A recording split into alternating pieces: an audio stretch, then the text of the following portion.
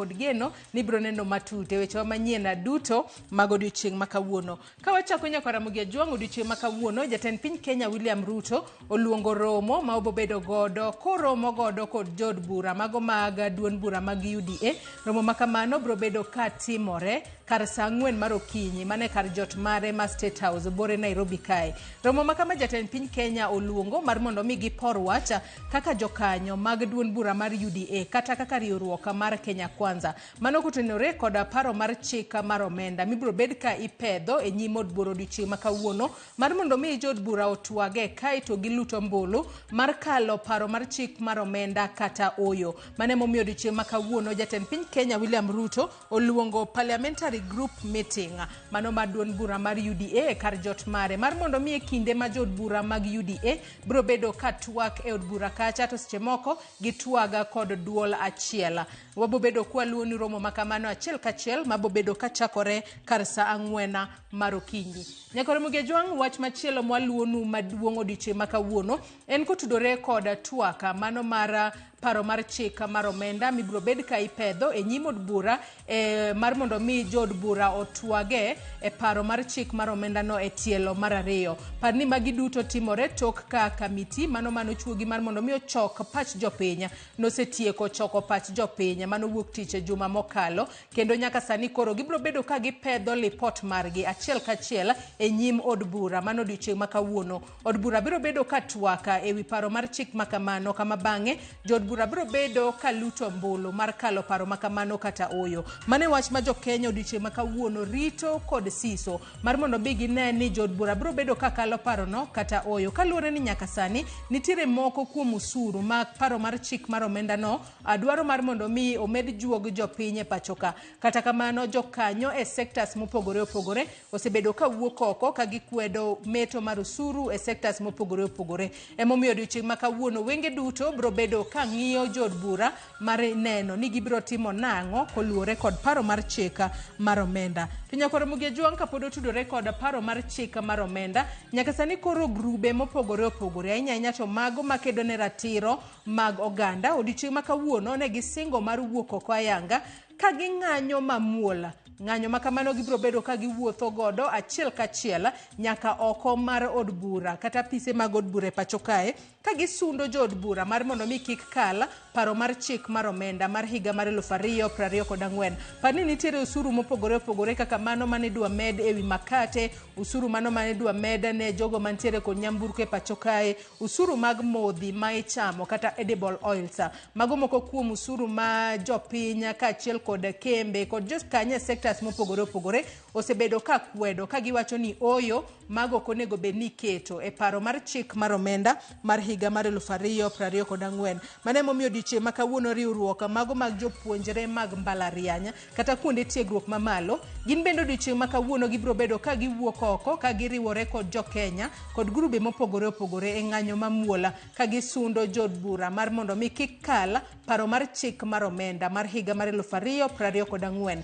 Jogo makedo ne ratiro mag oganda bende nyaka sani ojiwo jopiny ni kapo nono iwuok oko mar mondo mi riuri e ng'anyo mamuol makamano to ne ni iwuok oko e yo mamuol ma onge ponono gimoro amora ma iting'o manyalo hinyo ngima ng'ama chielo. Bende ne gisewacho ni ne gitudore kod obila mar mondo mi obila ochiw negi arita makare e kinde ma gibiro bedo ka gibago ng'anyo mamuol. Kinde mang'eny giwacho ni bago ng'anyo e pacho kae en gino ma katiba oyienegi. Mane momiyo gibiro bedo ka gibago ng'anyo mamuol kendo gibiro bedo ka gichopo nyaka apise mag kata oko mar od bura odiochieng' makawuono mar mondo mi gisunda jod bura kik kal paro makamano. Ng'anyo makamano wabobedo kwa luonu godo achiel kachiel odiochieng' makawuono kaluwore ni en gino ma bende waluo nyaka sani koro jomopogore opogore osewacho ni gibiro bedo ka giwuok oko mar mondo mi giriwre e ng'anyo makamano. Kopogore kod mano nyaka Ramogi Ajwang' odiochieng' makawuono ma en tarik 18 dwe mar auchiel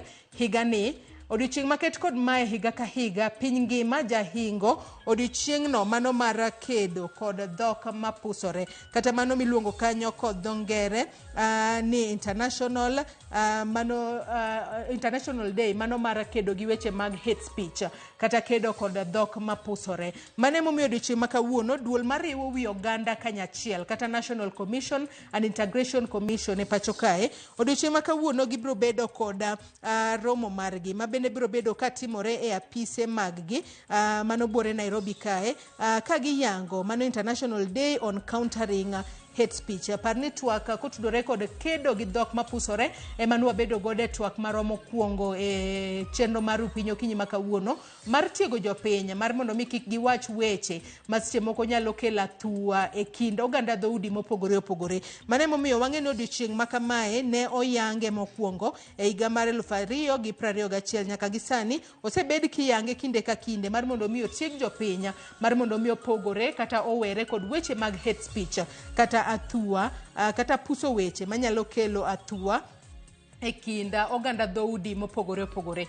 Kopogore kod mano weche mwaluonu e counties magwa e county ma Migori odiochieng' ma kawuono wach ma bende wabobedo kwa luonu en kedo kod landruok mag kute mag ayaki ahinya to e kinde ma miyo mapek odhi od thieth mar mondo mi okonyre kata mar mondo mi onyuola nyaka sani koro osebed ka imanyo yore mopogore opogore minyalo geng' godo mother to child transmission mago mag kute mag ayaki ahinya to e kinde ma miyo mapek odhi od thieth mar mondo mi onyuola. Mane wach ma jafwambo marwa e county ma Migori Jojo mabiro bedo ka luonu odiochieng' ma kawuono mar mondo mi wayangane ni to en ondamo mage mosego ahinya to e kedo kod landruok kute mag ayaki kowuok e miyo kadhi e nyathine e kinde mag nyuol. E county ma Homa Bay wach mwaluonu odiochieng' ma kawuono en nyasi mar yango odiochieng' nyathi Afrika mibobed ka ibago mane skul primary Manduru Primary School mayudore Homa Bay Town e county ma Homa Bay. Nyasi maket kod mano bende ibro bed ka iyango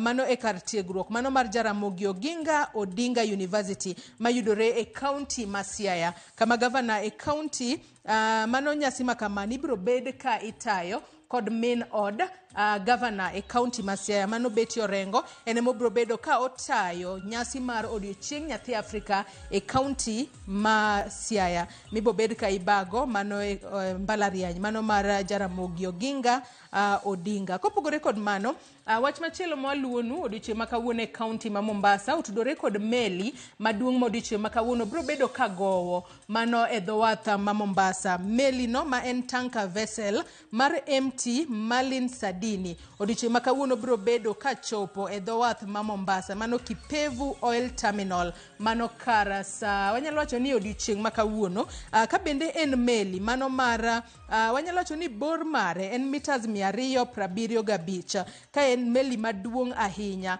ma ibro bed ka osegowo mano Kipevu Oil Terminus nyaka ne yawe ayanga mar mondo mi ochak tiyo e pacho kae. Jafwambo marwa e county ma Mombasa Joja oko bro bedo ka chopo kuro kendo bro bedo kwa menyo ni bor mar vessel makamano kata meli makamano ma bro bedo ka gowo mano MT Malin Sadini ma bro bedo ka gowo e dho wath ma Mombasa odiochieng' ma kawuono.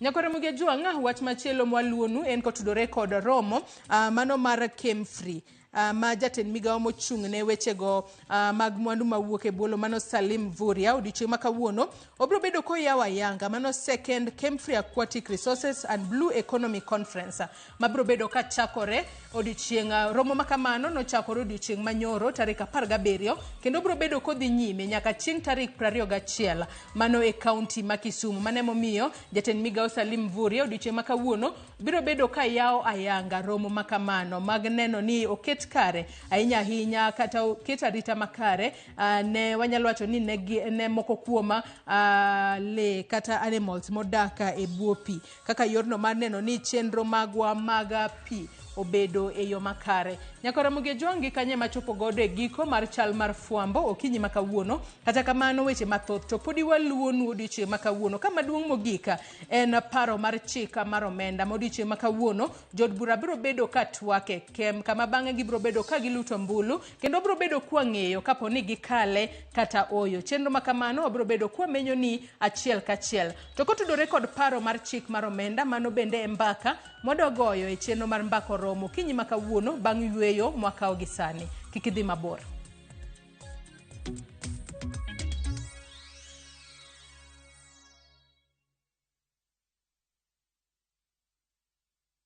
Embark on the adventure of a lifetime to exotic bush destinations with up to 30% discounts by View Travel. Relax in the wild surrounded by luxury as you witness the beauty of the Sarova Mara. Picture yourself surrounded by the sights and sounds of majestic wildlife. Enjoy thrilling game drives as you catch sight of the Big Five. All this for 33,000 Kenya shillings for a 3-day safari inclusive of transport. Get to experience endless adventures at the Sarova Shaba, where evenings are special. You'll enjoy traditional dance performances and bonfires as you wind down the day beneath star-studded skies for only 22,000 Kenya shillings for a 3-day safari inclusive of transport. Experience the wild like never before. Courtesy of View Travel's massive discounts. Visit viewtravel.com and make your booking now. View Travel. Dream. Explore, discover.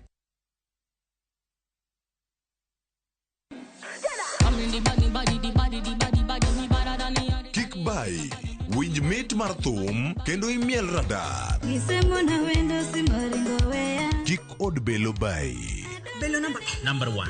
Gi twak mamulo rowere gi oganda duto. Ka in gi nyako ma tiyo, oneno mbele mayot moloyo nyako ma ok osomo.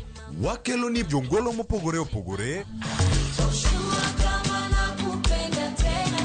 Mane mbak ndalo chakre wuok tich nyaka tich abich saa 8 odiochieng'. Mane Ramogi TV.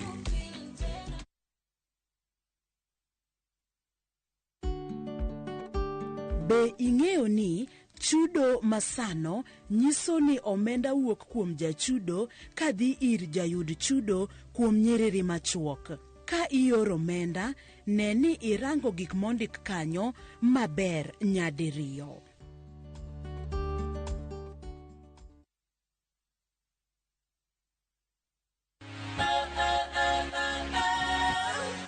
Ok wanyal rito mondo wadhi kodi e wuoth mopong' gi mo. Fweny sigendni mabeyo miwuoro.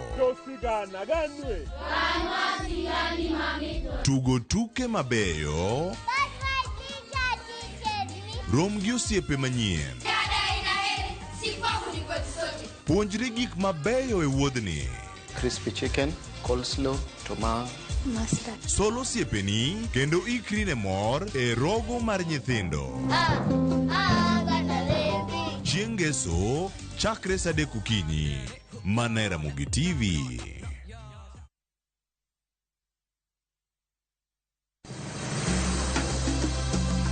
Nyakwar Ramogi, bende ing'eyo nonro mar gweng'u? Jakawine mano chako ya mulo. Kisumo en kama ne ji biro dwere. Kiati dogo ni biro sumo. Kata mana kaka ne ochakore. Chakruok mar got Ramogi nowuok Uganda. Kaluwore kaka ne Ramogi owuotho. Tich ariyo ka tich ariyo, Millicent Adhiambo. Machiegni e chenro mar ng'e gwenge wakatielo makawuono. Wakelo ni nonro mar gwenge yo Koloni kendo milere nyinge. Chakruok kachiel kod humb gwenge mopogore. Kisumu nowuok kuom nying mar Kisuma. Ei manyaka kaendi, umbe landore kod ang'owa. We wawinj anena. Saa 3 otieno, mana Ramogi TV.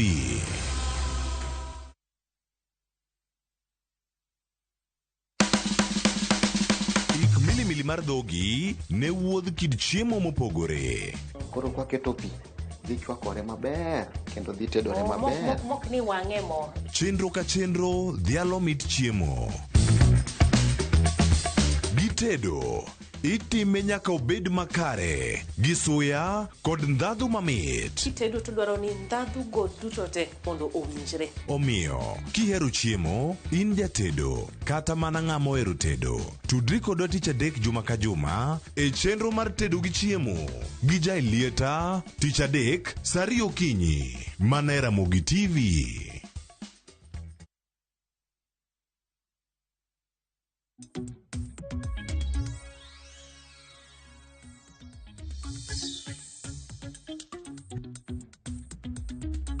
Nyakwara Mugiajo ng'anyisi ni bang' yoyo madundo mwakao abobedo kaduogo kendo bedo pinya wagoyo mbaka kotudore koda paro mar chik omenda mar higa mar 2024 ma od bura itelo mar 2 biro bedo katwake odiochieng' makawuono kama bang'e gibiro bedo ka giluto mbulu mar kale kata oyo. Midhiambo manyoro mano kamiti ma ochung'ne kata mano ochung'ne kao pa jopinya kotudore koda paro mar chik mar omenda gileko ne gibedo pinye kendo ne gitemo mar mondo mi ging'iane moko kuom gigo mane jopiny kwedo kendo koro e report margi ma gibiro bedo ka gichwalo e nyim od bura gibiro bedo ka gigolo gi oko. Kata kamano mar mondo mi okete tim lokruoge makamago od bura nyaka koro biluto mbulu mar kalo gi kata oyo. Omiyo wenge duto nyaka sani koro nitiere e jod bura kata kuom jod bura mar neno gino ma gibiro bedo ka gitimo tok twaka margi od bura odiochieng' makawuono. Par ni nyaka sani jod bura mopogore opogore ahinya to mago maga kweth mar Azimio la Umoja One Kenya Alliance gisebedo ka giwuok oko ka gikwedo paro mar chik mar omenda ka giwacho ni obro medo thung'o jopiny kod usuru mathoth. Jok dolo kata jotend dini mopogore opogore bende osebedo ka wuok oko ka ging'iso jod bura mar mondo mi onon matuta gigo manitiere e paro mar chik mar omenda kendo gigo magiwacho kata gineno ni nyalo hinyo jopiny kata nyalo miyo usuru bembo jopiny gigoloko kapok gikalo paro makamano. Penjo eni bende jod bura biro bedo ka winjo duond jopiny ka achiel kod duond kanisa kose gibiro bedo ka giyiengore ka giluwo gino ma seche moko anyalo wacho ni sirikal ema dwaro mar mondo mi oting' malo choko mar usuru e pachoka. Mane momiyo kinyi makawuono kotudore kod paro e wi chik omenda mano mar higa mar 2024 antiere kod welo 2 e studio marwa e county ma Nairobi kae. Wadwa goyo mbaka mar mondo mi wane ni to paro mar chik mar omenda nyalo bedo ni nitiere gigo manyalo hinyo jopiny kod usuru ma ng'eny ahinya. Kata kamano bende nitiere gik moko ma seche moko biro bedo ka kelo ber ne jopiny to gin mage. Antiere kae kod Brenda Ongalo. Brenda Ongalo en jagoro mano mar United Green Movement. Machiegni ahinya Brenda ichiwo nado kinyi makawuono. Erokamano ahinya atiyo maber Joyce. No kinyi maber nano kaka wuono koyo moro mang'ich onge. Apani Nyasaye winjo lamb jok madwa dhi ng'anyo mamuol. Machiegni ahinya twak mar okinyi makawuono. Erokamano ahinya. Wendo mar 2 Nyakwara Mugiajo antiere kae kod Eric Odera. Eric Odera en jalony e weche mag uchumi. Machiegni ahinya Eric ichiwo nado kinyi makawuono. Erokamano Sharon. Joyce achiwo maber kendo ageno ne jo thurwa te ochiwo maber machiegni uru mondo wakonyre wawinj matut twak makawuono.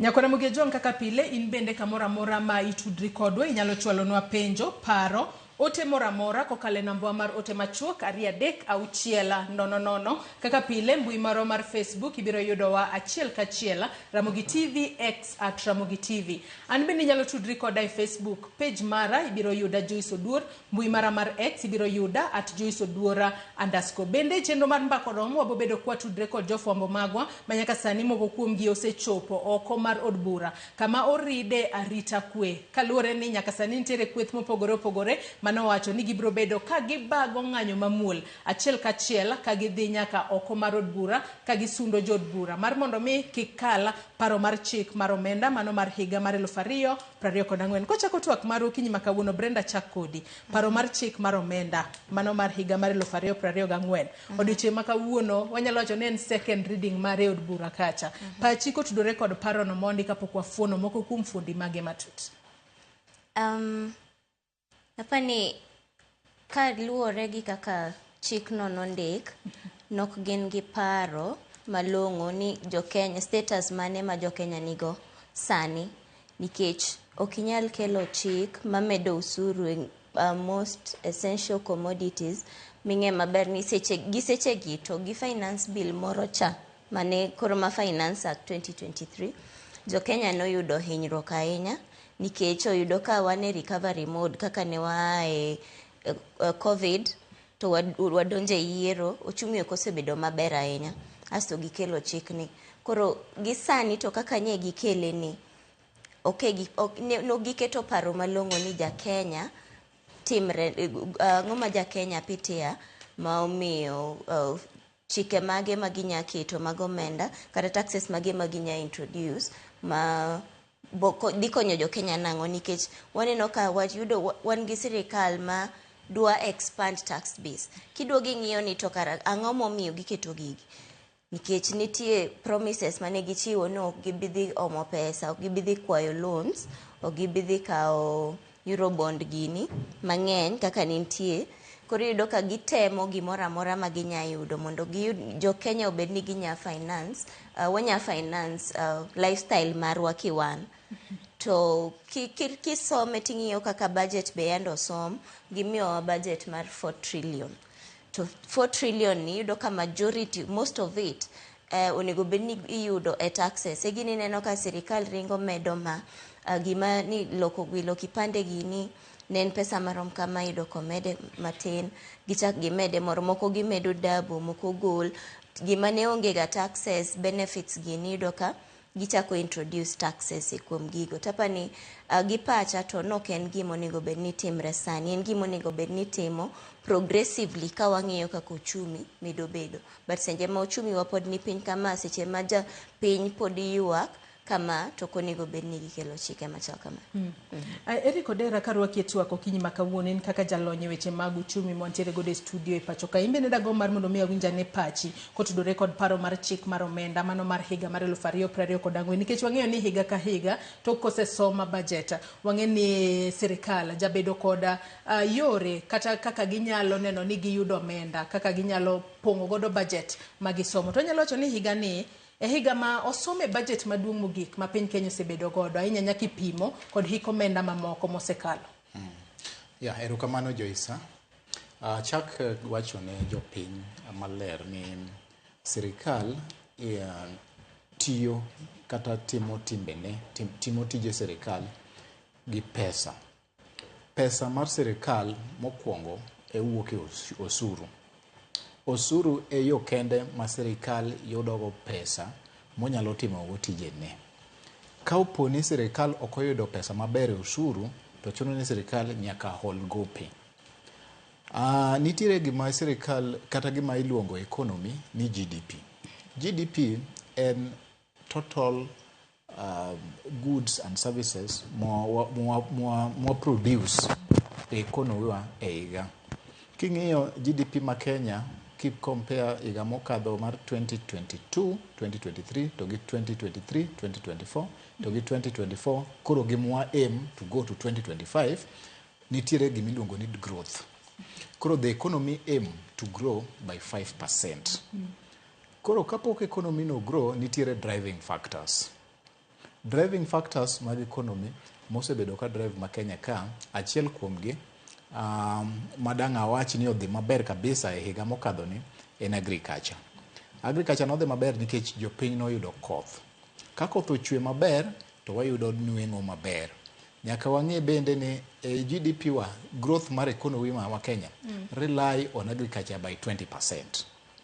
40% mar total population mar Kenya gin ji matiyo yudo nweng'o gi koa agriculture. 70% mar population mar Kenya, mar jok modak e rural areas, engage in agriculture. Koro agriculture is a huge component man will drive the economy.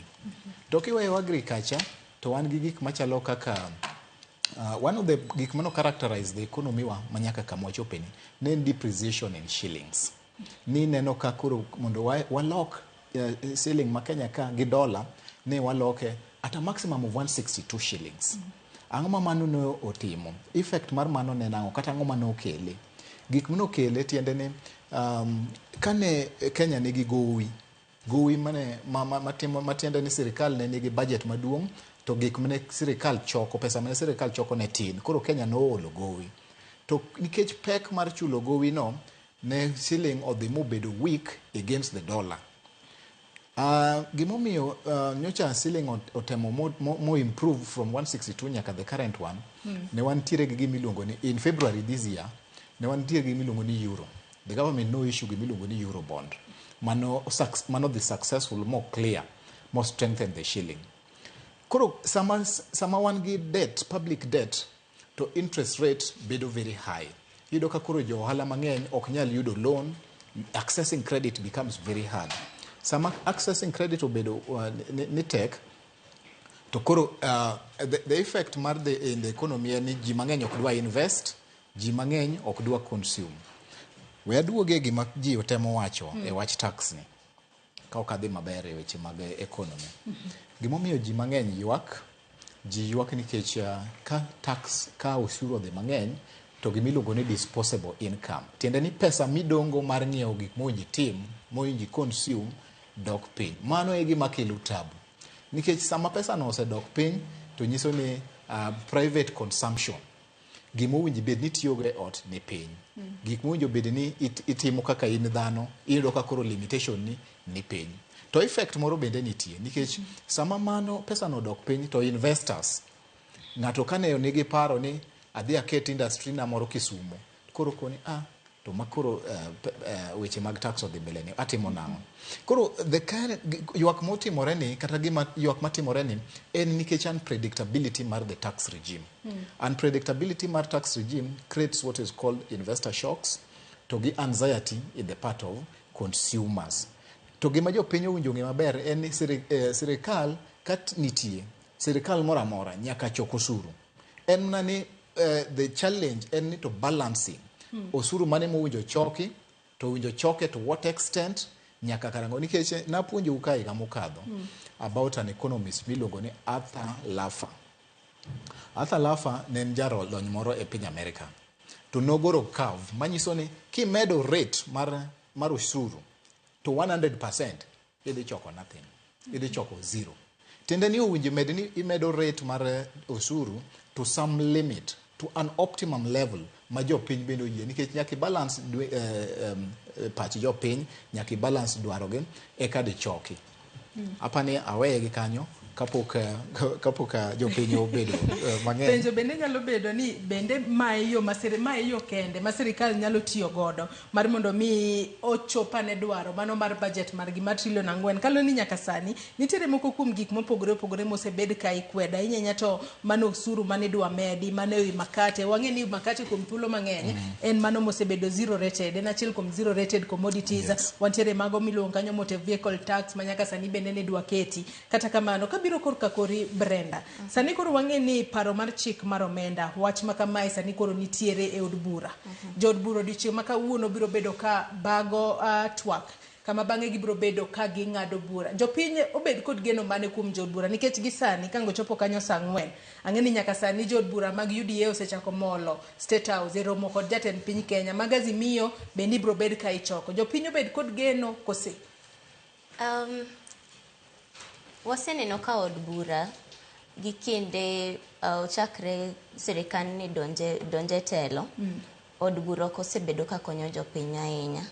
Koro geno to seche moko wanya wacho ni nitie kaponi sirikal, kaponi jo od bura go gite ging'iyo ni to ywak jopiny en mane. Kaponi ja od bura ka ja od bura duogo paro ni od bura kama bete ni ta en representative role nadonjo ka nikech jopiny ema noyiera na bia chiw pachgi. To ka nitimo public participation, waneno ka this time round otim public participation ma jopiny owuok mochiwo pachgi e different forums. Jolony owuok osepuonjo jopiny ni to kara finance bill ni en ang'o, tiende en mane, gimane manyatimore kapono kadho kaka entie ni kanye minyalo losi. Koro jo od bura adakwa mani gitem gichiw pach jopiny mane giyude ground cha.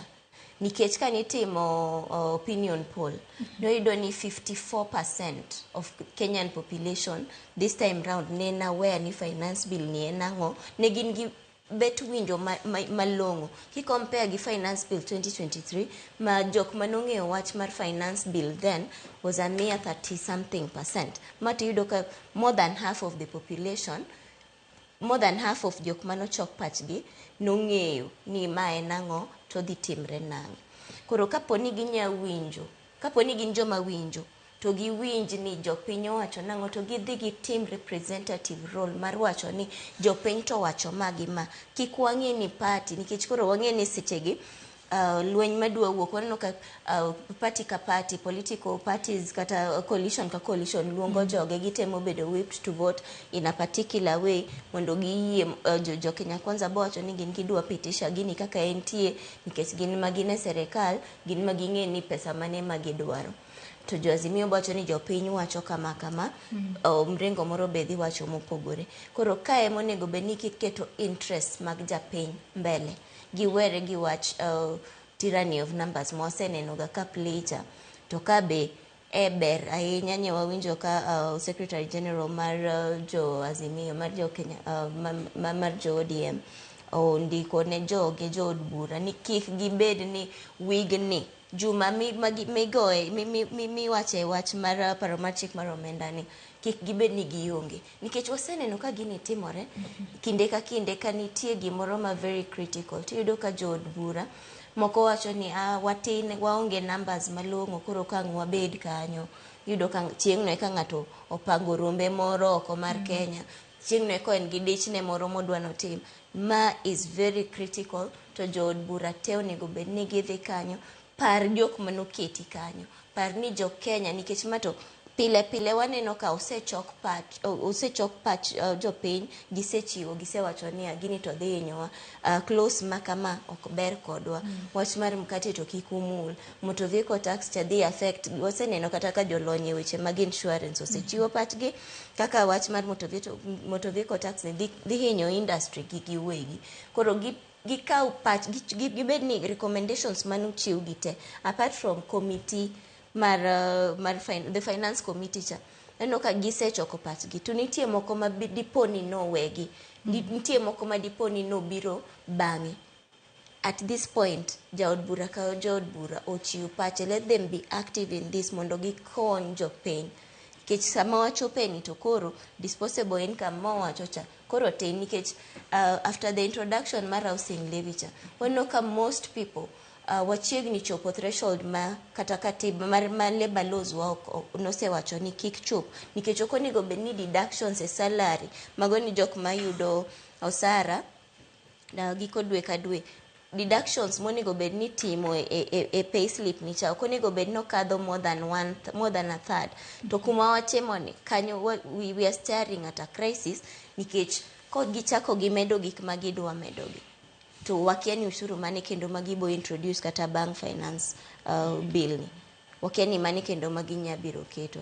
En gima dhi hinyo jo Kenya, koko inyi ofuki uwuon to hinyo kata jok madwa kelo tije, kichono ka we are making our economy not attractive ne investors madwa biro. Ng'ato dwa seche moko en gi gombo mar no keto kambi moro Kenya ka, to korango ni to taxes adi monego bed no chulo moket kanyo chelo vikwazo wacho ni kara we amany country moro adhiye to soon Kenya mose neno ka economic hub region wani we are losing that. Koro kanye ma jo buro nego bed ni ng'iyo gi way options giwach ni mato nitie serikal ni dwaro pesa to mae magineno ni the best way maginya yud choke pesa ni through medo usuru, to these are the interest benitie. Koro giket gino e ratil gipim ging'e ni do gisani what is more important, we can always come to a compromise.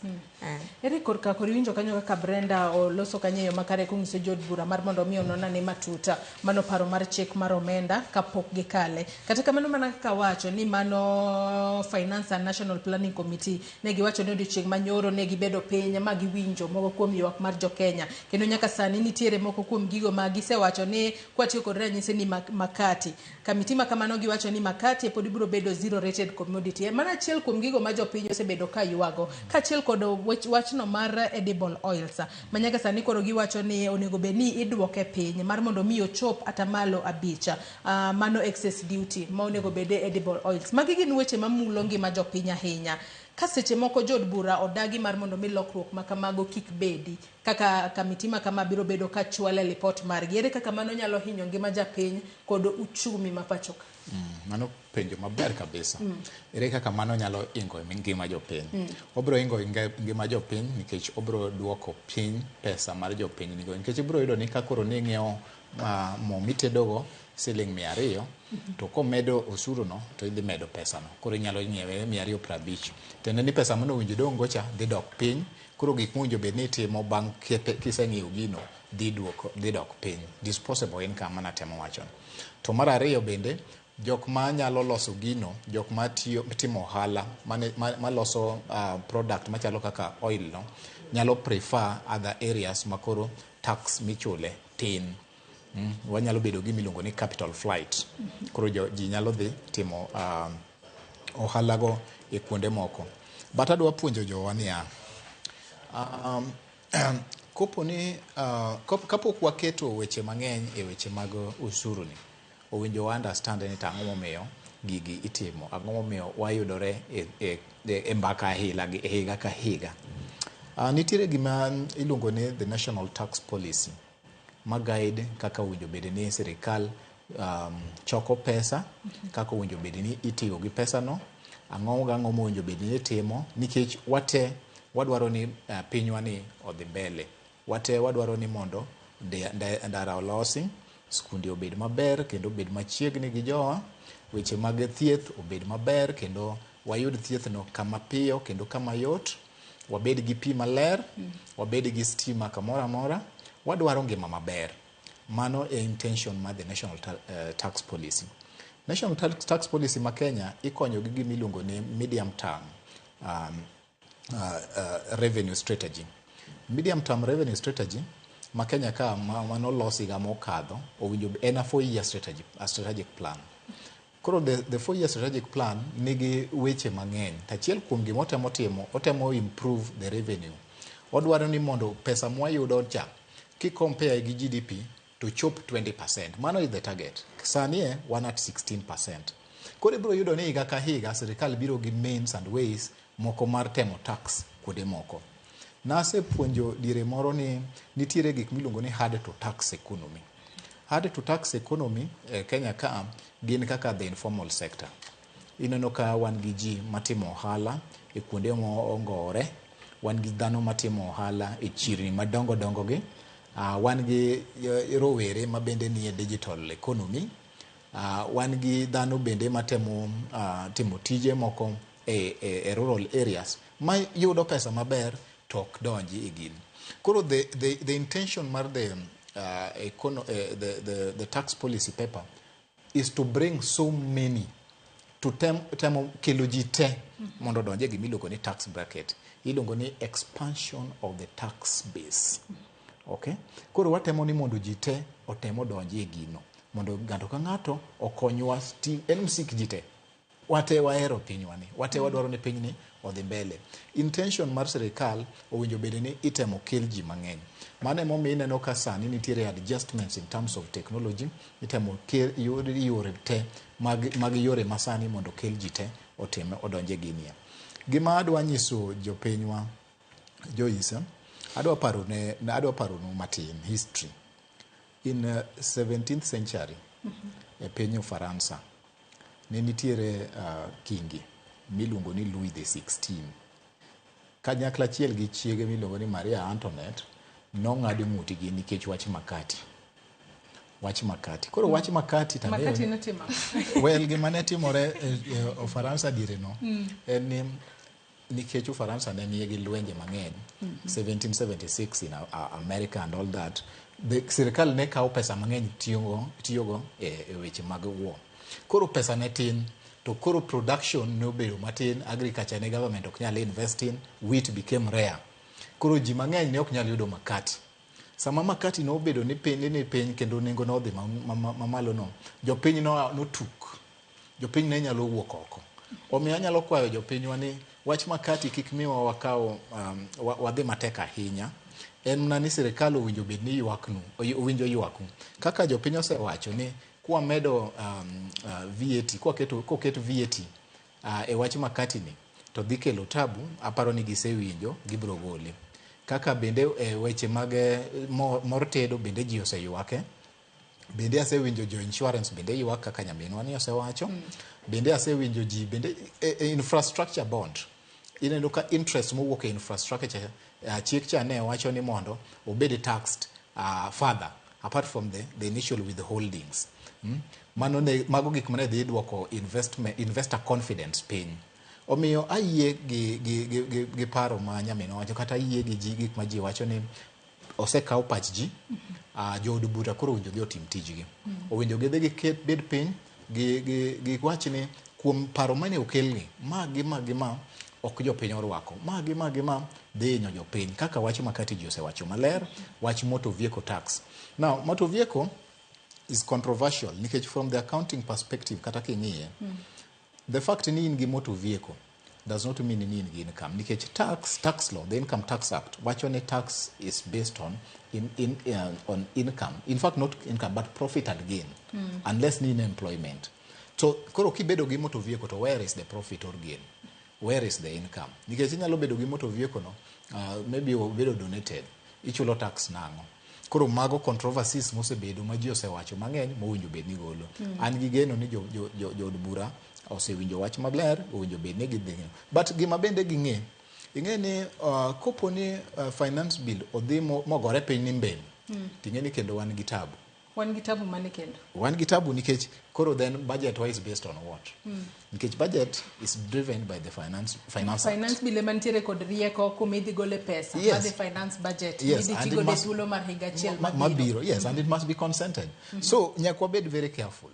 Gimwatie mwadhi wagol paro maricho to gik mabeyo to wayie mondo odhi mbele mondo piny odhi mbele mondo kik wayudre. Brenda, ng'ato nyalo penjore nang'o momiyo paro mar chik mar omenda mano ma higa ni mar 2024 ema nyaka sani koro miyo nyaka koro japiny jogo makedo ne ratiro mar oganda nyaka jogo mantiere mbalariany ng'ado bura ni koro wan odiochieng' ma kawuono wabobedo kwawuok oko kwa ng'anyo mar mondo miyo gol moko kuom gigo ma ok beyo e finance bill mano ma higa ni. Ng'ato nyalo bedo ni penjore ni pogruok seche moko nitiere kanye e kin finance bill ma higa ni kod mano ma higa mokalo nikech wang'e ni higa mokalo jod bura mago mag kweth mapingo piny owacho ne gibalo no giluto ombulu gino mano miyo finance bill nokalo nyalodia e od bura.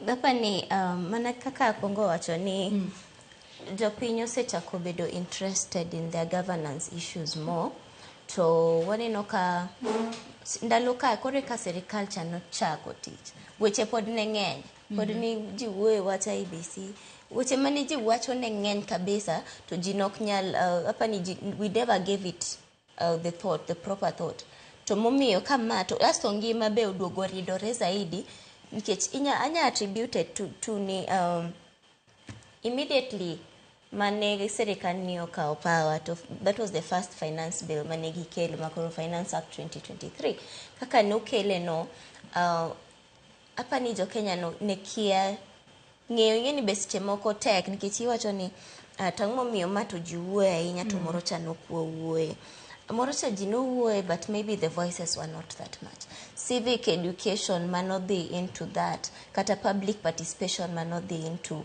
Finance Act 2023 not as much as moroni to ma odugo mulo nyaka clauses ma I think gik ma waneno ka very fundamental kaka Kenyans nikech kise mulo wach mkate ng'eni moro cha onoyudo kapod ji wacho ni bech mogo nikech apani sichego kore wadoke ng'iyo ni what are the basic needs mag humans tiyudo ka en food on the top, clothing and shelter to anytime ma ng'ato mulo wach mar mogo and especially unga ya ugali anytime ma ng'ato mulo mano tinjo ka jo Kenya wuok nikech mato kori mulo our staple food mato kori mulo gimomiyo wadhi e tich nikech ng'ato chiew yensi mo kipenjri ni to amondo chiew kama nikech chiemo koro no kama be umulo mkate umulo wach mtoka anytime omul wach mafuta nikech ingeni it affects the core of everything so anytime nikech wanno kata kama bero nyoe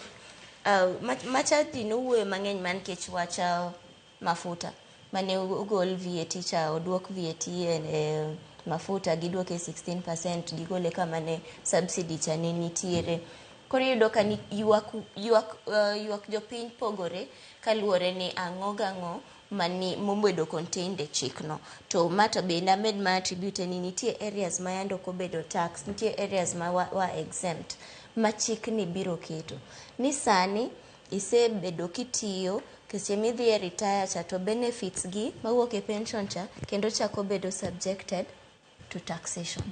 Iyudo kamano gima kila ng'ato nyaka bi wuoye ni nyiewo bonds, treasury bonds maneno ka seche moko gi jok ma seche moko ok nyang'e ni bonds en ang'o.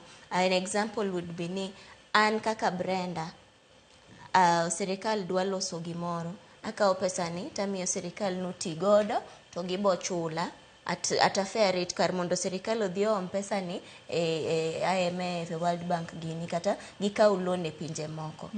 Kata gikaw loan e banks. So iyudo ka bonds go seche moko akawo to ni bonds gi be koro seche ma sirikal chula to interest ni kendo gidwa chako ging'ade gimoro. Wanno ka gise introduce social health kaka wawuok e NHIF koro wadonje shift cha. There are taxes that have been introduced on that. You know, they have touched on basics. Kabisa kobedo ni kar chiemo, kobedo ni yuto nani dwa donjo nang'o to iyudo ka ibedo overtaxed uketo eco levy e finance bill ni kanyo. Papa ni jopiny osebedo ka ng'iyo to giwacho ni we are dealing with a populace makoro is more aware. Mane magima temo cha inya nikech onge pogruok ahinya kuom chikni gimoro cha mak mana ni jopiny osebedo ka wangiepo to they are more willing to participate e gik matimore pe. Wacho kanyo makara nyaka nang'e ni Eric bende nitiere wach molo ilo kotudore kod pogruok manyalo bedo no neno. Kata kamano adwa ni wakaw yueyo mokwongo mondo anno kosechopo kanyo saa 4 mar okinyi. Bang' yueyo makaw gi sani membi bedo kinyisowa ni japiny wang'e oyie padiera makoro neno gimoro at another angle kopogore kod higa mokalo manyalo bedo ni seche moko ok nwaneno ji mathoth ka wuok oko kaka gisani ka gikwedo paro mar chik. Nyakora Muge Jwang' yiena mar mondo mi akaw yueyo mokwongo. Bang' yueyo taduogo wadhi mbele kod twak. Chwal ote magi paro moro amora bende abiro bedo kasomogi kwa dhi mbele kod twak marwa. Kik idhi mabor.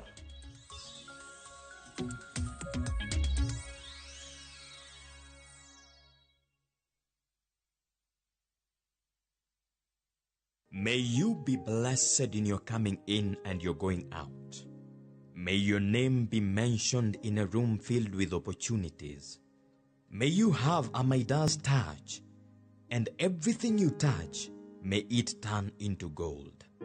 Blessings. Dial *811 402 hash to get blessed. Nyakwar Ramogi ne gin ji mahumbgi ne lach kane giloso oganda ne chiko itgi bende kama ne gikalie weche ne dong' matho. Nuna nigo kot kamoro kachacha nogoye asama dwa wacho to go kot to jibiro te Noero sort out dispute. Kata kamano oganda osepenjo ni gin kanye to gitimo ang'o to mosenindo anyuola gi paro gi nade. Higni mosekalo ne gin jok ma idewo to kata mana sigand gi bende ne wuoro. Gisani awuok oko mar manyogi kata mana anyuola margi mondo wami mathoth kama gintiere to kod gino ma gitimo. Riwri kod Walter Nyambaga ka okelo ni chenro mar gin kanye tich ang'wen saa 3 otieno. Kik bai.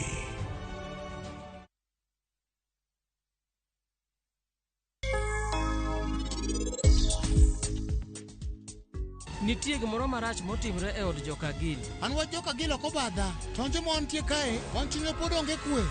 Nyisa ne yo ma an anyalo ringogo. Asayi. En tich matek ahinya wuok e gweng'ni. Wan gi yaw gi aoche mang'eny ahinya. Mama! Seher! Mama! En ang'o marach? An adwaro mama na. Mama na bro duogo karang'o? Nyako no dhi kanye? En oringo. Pratap. Nyako no lalnwa. Mama en ang'o miwacho? Tinga to mosega temo ringo kae. Yud ber duto ma pien dendi dwaro ka itiyo gi mo mar del mar Sawa Milking Jelly. Ma en mo ma inyalo geno kuome. Ober ne yiero mari. Yud mari kawuono e duka man machiegni kodi.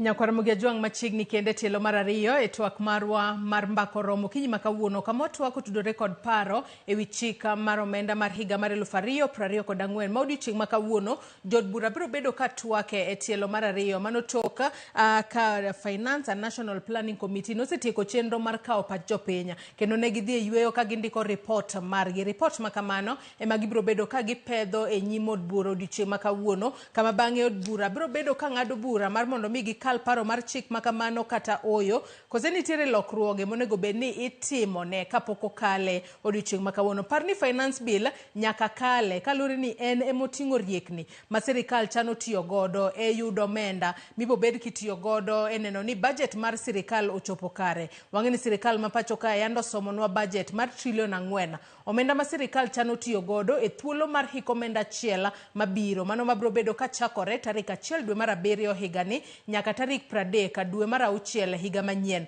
Omenda makamano sirikal nyaka many riekni mopogore opogore kaka ginyalo yudo omenda makamano. Wang'e ni thoth omenda makamano ibiro bed kiyudo kowuok kuom usuru mibiro bed kichoko kuom jopiny. Nitiere omenda mibiro bed kiyudo kaka mano michiwo ne piny, omenda ma ichiwo maonge nyinyo moro amora kata grants. Moko bende sirikal biro bedo ka yudo kaka hola kowuok e pinje mopogore opogore. Kata kamano wanyalo wacho ni bottom line en ni finance bill nyaka kal mak mana ni ibo kale kose timne lokruok kendo gol gigo manyalo hinyo jopiny kose biro bedo nang'o. Kapo ni kitudri kodwa gi sani antiere kod welo ariyo, Eric Odera jalonye weche mag uchumi kaachiel kod Brenda Ongalo mano jagoro mar United Green Movement. Kapok ne wadhi e yweyo Eric Odera nitiere wach moro mane ile ahinya kotudore koda kaka wang'ni jopiny owuok oko gi tekre margi ka giwacho ni kama umulo ni kata kuma finance bill no mulo wanto okwane ka be no miyo wang'anyo pogruok mane monyalo bedo godo in korka kori kod finance bill mar higa mokalo mar 2023. Well, adiere ni ji mang'eny otamo wuok mar golo pachgi higani moingo higni mokadhogo. Owe watemo wacho ni gimomiyo mano timore nikech pek mang'eny ni ji mang'eny owinjo. Ji mang'eny no winjo pek nikech unyalo paro ni kane nengo mar gik moko ne ni malo kabisa. Kuro nengo no nohinyo jopiny. Mana achiel iluongo ni high cost of living. To high cost of living bedo driven gi inflation. Ka inflation bede ni malo to iyudo ka jopiny mang'eny hinyore. Bende nyaka parnu ni higa mokadho ne wan gi gimiluongo ni horo. To horo no notemo nego jamni mang'eny kendo notemo kelo chandruok mang'eny ne ji. Kowuok horo to higa ni bende wabedo gi koth mochwe mang'eny kabisa ma bende okelo a lot of destruction. Gigi te hinyo jopiny kendo kelo midhiero mang'eny e ngima ma jopiny. Koro ka sama japiny owinjo ni kendo odhi winjo pek kaluwore gi weche mag ushuru midhi ng'ade to koro ji mang'eny wuok nikech gidwa ni mondo giwach pachgi to giket bende record straight. But gima apuoyo en ni magi te gin gik manie chik. Public participation. Tiende ni chik oyiene japiny mondo ogol pache, owach kako nene e gima dhi timore neno, kako nene kako dwaro ni mondo pinygi oringe. Gima wende adwa na ler maler kabisa en ni out of the budget mwayudo, out of the 3.9 trillion mane osomnie, gimomiyo bende wan gi pek kabisa en ni a bigger chunk of it. King'iyo kata last year, the last financial year makoro rumoni, sirikal nochulo 1.2 trillion to public debt. Matemo hinyo economy mar Kenya kabisa en gope mane sirikal okawo, especially mane okawo sama ne igero SGR. Mano e kama koth nochako gogo jo Kenya. Koro nyaka chule nikech sama ok ochule tiyudo ka the shilling is weakening, investor confidence ok donji, mondo iyud dola iyudo kichulo pesa. Mane problem mane wan gocha. Nikech kane otem chule neno kane otem chule higani to shilling oyudo ngufu. Ji mang'eny oyudo kaka ginyalo access credit. Monetary policy mane CBK o implement sani mano stabilize at 13%. Omiyo gimiluongo ni excess money in the economy odok piny nikech ji mang'eny ne ok nyal access. Kopo ni wadil gi the issue mar public debt. ma is the intention ma watemo tiyo to tiende ni koro nyaka waduoge ushuru nikech gima sirikal ni temo timo en ni mondo wadu away gi gimiluongo ni gope. So sama gope osedhi to pesa machielo wayudo kanye iyude ni ushuru. Mane momiyo ushuru iyudo ka koro sirikal obiro gi yore moko mopogore opogore mondo gichok go ushuru. Gima yiego en ni kopo ni jopiny osewacho ni magi ma to dhi hinyo wagoluru koro mago mage readjust to wayudo kaka wadhi mbele. Koro nitiere gik ma e budget ni ma gik moko nitiere moko ma kotim to nyalo bedo maber. King'iyo budget ni the top 3 allocations no in education, care education to one ICT and infrastructure, then the third one in public administration. Education no yudo pesa mang'eny kata ni jatend migawo gombo ni mondo mi pesa mang'eny nikech wach mane. Education ni gombo mondo kete pesa mang'eny nikech wan gi gimiluongo ni junior secondary, wan gi CBC ka, wan gi jopuonj midwaro ni mondo ondiki. Okay? Koro pesa mang'eny idwaro ni mondo ket mondo mi okel konyruok kanyo. ICT and infrastructure ka wawacho weche mag ports, wawacho weche mag harbors, piers, wawacho weche mag road maintenance, wawacho weche mag ICT hubs, ineno. Koro mago gik moko keti e pesa to dhi create job opportunities, to dhi create value mwanyalo bedo ni wakata wa export. To mago te nyalo kelo lokruok e Kenya ka. Public administration to means ni en tiji sirikal mondo mi services ne jopiny. Creating law and order, creating ensuring there is security. Mondo mi kata kidhi ohandi moro to ng'ama chandi onge. Mwandu ni moro miseloso ng'ama donje gi weche ne moko manono ni dwa ketho onge. Omiyo jopiny oyie owinj gi gima ler mondo mi kata ka gigolo pachgi gin bende ging'e ni osuru to kata mo wacho ni nyaka owinjo bed ni wachule. En mani owinjo bed ni ichule e yo maber. Ok owinjo bed ni ichule e pesa moko owinjo bed ni ichulo. Kamano. Nyaka sani koro Brenda wang'e ni achiel kuom gigo ma bende jopiny osebedo ka kwedo ahinya ewi mano paro mar chik mar omenda mar higa mar 2024 en wach mano mar eco levy. Mano eco levy environment tax ma nyaka sani koro giwacho ni komede to nyalo bedo ni omedo kata omiyo mwandu kaka mago mag plastic, mano plastic packaging material wantiere kanyo kod batteries kachiel kata hygiene products mago medore. Kata kamano tok romo mane National Assembly Committee on Finance no bedo godo midhiambo manyoro ne giwacho ni gikwetho oko chik makamano mar mondo mi koro eco levy sani koro gidwaro ni oket mane mwandu mawuok e pinje ma oko kabire pacho kae. Mano nyalo kelo fuongruok mane ne jopiny to kapo no koloke to be jopiny bende nyalo yudo hinyruok mane. Kama okete eco levy and at the rate of 150 shillings per kg. Matiende ni king'iyo ni gimora mora mobedo packaged in a plastic beche nyaka adhi nikech koro jok maloso gik plastics kech yudo ka kambi moro loso gik plastic to uso ne jok ma loso mwandu mamoko. Matiende no dhi affect bech mo mar tedo, o dhi affect bech mo mar wirruok. Gimora mora manitie package mar plastic cha.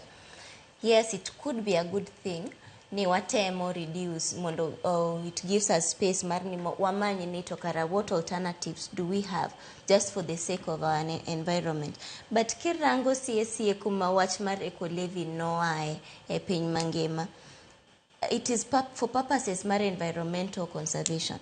But what is our contribution kaka jo Kenya towards that? What contribution to environmental degradation is too little to attract that kind of amounts of eco levy on ourselves. Mago engi maber ni watemo reduce plastics, ni watemo keto bei nikech kinde ka kinde kidwa ni igol gimoro kati reduce kaka itiyo gi gimoro to kimedo beche to chako manyo alternatives. But alternatives mage mawango, are they cheaper at this point? King'iyo ni koro pampers mag nyithindo edho nikech it's purely plastic. Apa ni kagikete mwandu ma oko then nyabedo maber matin nikech kikete ni locally waseneno kambe maloso plastic locally. What incentive will they have mar mondo gibed ni ginya expand businesses gi. What incentive mimiyogi kaka serikal to make sure ni ginya yawo kembe mamoko kata ginya expand businesses magin gogi. Kiseketo tax miketo negigo, it was too high. It wasn't well thought. Emacho ni finance bill ni kata ka okoracho te kata ka gik magigi to yes magi gik monego bedni timore but oksani. To kata ka gitimore, what was the consideration iketo figures malo kamano nikech already ka gimoro ka mor tedo osebedo affected kocha edible oils aso kendo packaging ne ni beduogo bete yudo ka very soon wabodoke chamo boilo nikech koro onge kaka ni nyiew mor tedo nikech packaging cha nitie gi tax onge kaka jok mokonyore ang ne yud pampers mag nyithindo weche mag napis cha to ne waseae king'iyo kendo we watch ICT hubs. It is a good thing nikech piny to the digital. Waseneno ka joma tindo osebitemo bedo innovative, gichako yudo tije, nitie content creators. Tinde waneno ka nitie jok ma loso pesa matin e YouTube, e TikTok, pesa mane pod ok ginya yudo kibet ni rito employment nikech unemployment e pinywa ka to pod is an issue. Ma ka serikal nyatemo part of expanding that tax base and empowering jogi mondo gibed ni ginya yudo tich in that digital space. To that same digital space yudo ka gikawo gima ne en digital services tax mane teacher gichak gimede to gimiye nying manyien. Tiyudo ka jok ma services gibedo consumed oko from outside gikete at 20%. What will that mean? Nikech koro initially nen mana ni you're a content creator to yudo pesa as a way, it's an income that you're earning from that. Sani koro yudo ka giwacho ni kata ride hailing apps, food delivery gini, digital marketplaces ka gi introduce tax ni to gi introduce in a way ma is a bit punitive. To kanye ma yuak jo Kenya nitie nikech ushuru to wange ni nyaka wachul. But idwa chule in what form? Kikele kela dichiel kama effect mane modhi bedogo. Nikech ne waneno example mana dwa tiyogo mane serikal omedo oduoko VAT e wach mafuta last time. Waneno ka pesa mane gi collect kacha odok piny nikech ng'eny jo Kenya koro nowacho ni kochuno ni nyaka ati gi mtoka ta nyiew mafuta koro mtoka ni ema kora weyo mara koro kika nyiew mafuta tineno ka anytime mimedo taxes eri ko wache maber anytime mimede cha to gimidhi yudo kacha dhi dok piny matin nikech people will have to find ways mar adjust.